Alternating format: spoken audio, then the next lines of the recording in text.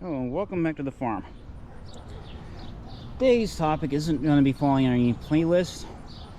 Is this something I'm just going to be telling you what to expect? Now, here in Tulsa, we've had very hot, dry, and windy days for the last 3 days. What that does to any plant, regardless if it's in a container, as you can see right here, or in a raised bed, or even in the ground, it causes water issues. And you can see over there I have an eggplant that's basically gone. There's no way I can save it. Not going to worry about that. The reason being is because I have to focus on saving what I can, which also means you're going to have to increase your water. There's no ands, if, whats, or buts. There's ways you can mitigate that, but you're still going to need to use the water. What I mean is something like this will need 1 inch of water a week. Blueberries need 2 inches of water a week. Now in the summer, I have to say double the amount. So 2 inches, if you have blueberries, 4 inches. That it's hard to keep up with. So I always say water every other day. Now for pots, it's a whole different beast, because I've seen temperatures in these containers get 120. That creates havoc on the plants because the plants get thirsty just like you or me. So it needs a lot of water. I will get into ways to mitigate the water consumption here in a second. Next thing to worry about is nature. The birds, being hot, just like you or me, they need to drink just like that. They will seek out fruits such as tomatoes, elderberries, blueberries, blackberries, even raspberries to get hydration. So having a water source, whether it's some type of container, mini bird bath, whatever, is useful. So next thing you have to worry about is sun scalding. This is what you see on this tomato right here. Sun scalding is a sunburn on the fruit or vegetable, and the vegetable at that point, in my opinion, becomes unedible because of the toxicity. You may be able to eat it, you may not. I'm not going to tell you what to do at that point. I am not knowledgeable in that area. I would just say, if you want to try it, that's on you. I'm just not going to tell you to do that. Now for your cucumbers, water early morning or towards the evening, because you see right there, you see how that leaves a little burn. The water droplets, when it gets on the leaves, will burn the leaves, rendering less energy for the plant to produce. Now you're still going to need water, but your melons, asparagus, squash are main culprits that they love this type of weather. Now any tomatoes or peppers that you have ripening, just go ahead and pull them in early. They can ripen in their house. That's not going to be an issue. Your fruit plants, such as your blackberries, if you're able to provide shade, they will benefit. But if they get too much sun, this is what's going to happen. I will talk about ways you can deal with that here in a second. Now when I said about the birds being thirsty, this is what I mean. You can see right here. Now you can put bird netting over your fruit bushes, plants, whatever, if you're that concerned. I'm not, because I have 2 over elderberry trees out here. On top of this one, I will get plenty, and I still have grapes coming in, so I'm not too worried about that. Your plants like lettuce, this is more cool season, are starting to go into what we call bolting, where they're starting to make flowers. I would leave them be. They are no longer edible. If you try to eat them, they're going to be so sour you're going to want to spit them out.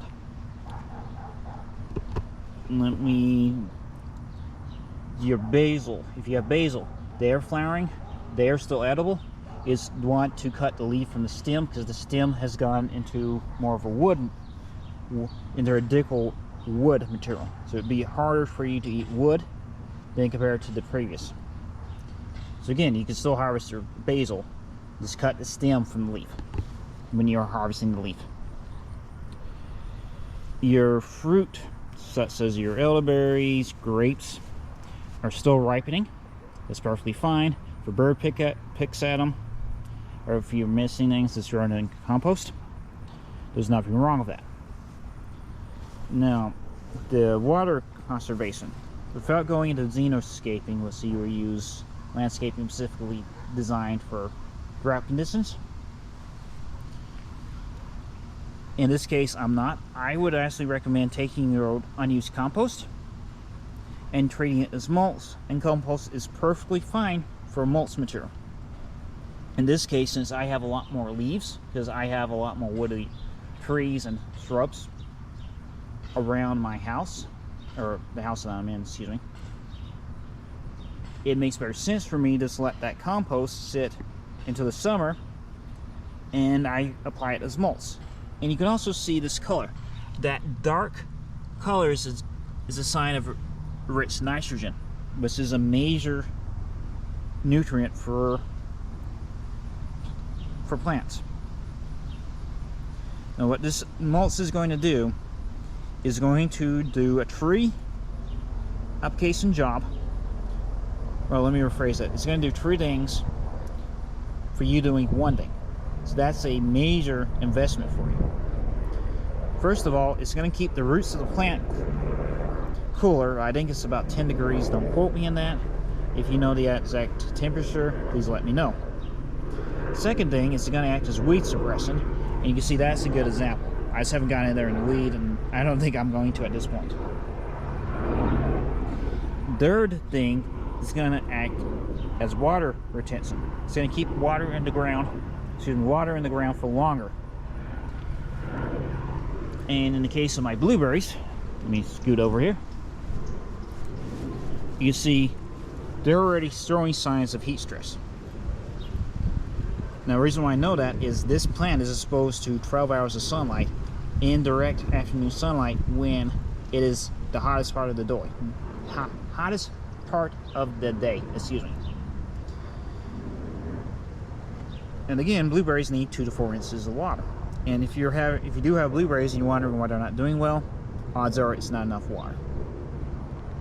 So what you've seen me try to do is create a microclimate. For example, these plants will cast shade onto these blueberries because this is a east-west facing garden bed. The sun goes east to west. So again, when the sun is casting sunlight, the shadows will come on the plant and cool off. By me adding the mulch to the bed, I'm taking care of a few extra things, making my life a little easier. Yeah, it was a nuisance trying to get the mulch into the bed, but once I got in the bed, I'm going to have major returns. Now when I water my 2 to 4 inches in this bed, it's going to keep water in there for longer. It's going to prevent many weeds. As you can see on this side, now I was going to clean this up, and I actually found out this came from the greenhouse that I bought the blueberry from, and this is actually an invasive weed. So that was a big problem. But you see how small these blueberries are? That tells me there's a issue with the growing conditions, so now I have to rectify that. Easiest way is me adding my compost in. By adding the compost in, these blueberries are going to benefit. Now keep in mind, the blueberries were originally designed as woodland plants, so they like having mulch around them. So this is going to benefit my blueberries quite a bit. Now you can see over there my honeyberries are perfectly fine. So I know this is a garden issue, a garden bed issue, soil issue, excuse me, compared to that, and it's in the exact same conditions. It's that same location. That's how I diagnose my issues. I'll talk about nutrient deficiencies in a later video.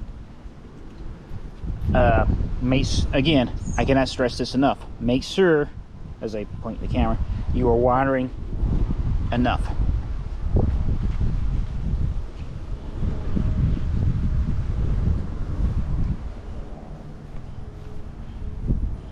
Like this is a good example of plants are getting too hot. a couple hours ago, these sunflowers were wiltery. Now they're perfectly fine because I gave them plenty of water. Something like this needs a lot of water. So, you know, I got a tomato growing in here. I got some type of tuberous. I think this is a pumpkin. Could be a squash, but I'm thinking this is a pumpkin. This would be amazing if I have a full-size pumpkin growing in the container.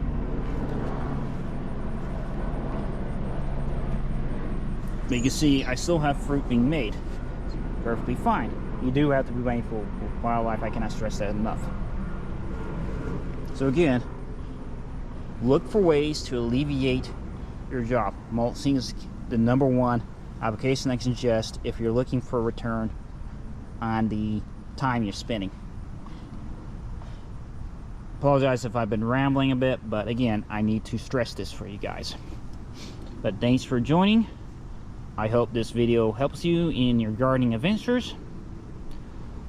And I will catch you next time. Have a good evening and stay cool. And happy gardening.